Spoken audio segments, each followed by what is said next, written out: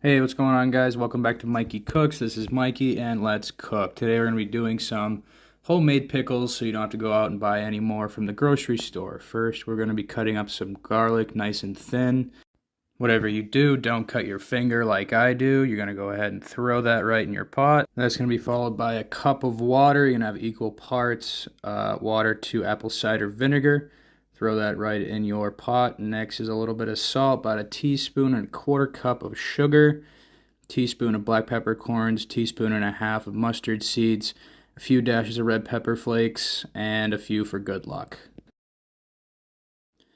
Next, what you want to do is get your stove nice and high. You want to bring all your ingredients to a boil. While you're waiting for this to happen, make sure you stir. You want your sugar to be nice and dissolved. You want your salt to be nice and incorporated. You want all of your ingredients to marry well together. In the meantime, what you want to do is you want to cut your spears or your chips or your vegetables, whatever you got going. Today I used cucumbers. Put them in nice spears, put them in my jar, kept watching my liquid, kept stirring, kept watching. And once your brine is up to a boil, you want to reduce your temperature down to a low simmer. Once your brine is down to a nice simmer, you want to leave it there simmering for about 5 minutes.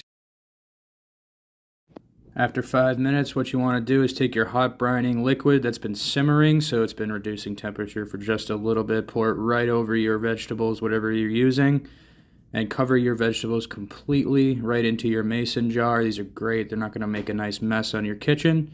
And what you want is something that looks a little bit like that. I had a few cucumbers left over, so I turned them into chips. So I have an assorted pickle jar as well as spears for myself and my family. So throw that into another mason jar, use the remaining liquid.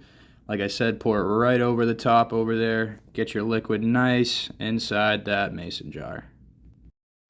I clearly didn't have enough liquid, so I went ahead and made a second batch. And while that's getting up to boiling, this is what your pickles will look like.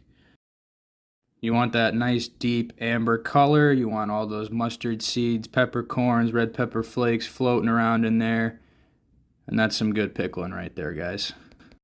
And at this point, you just want to make sure you reduce your temperature inside those mason jars to room temp.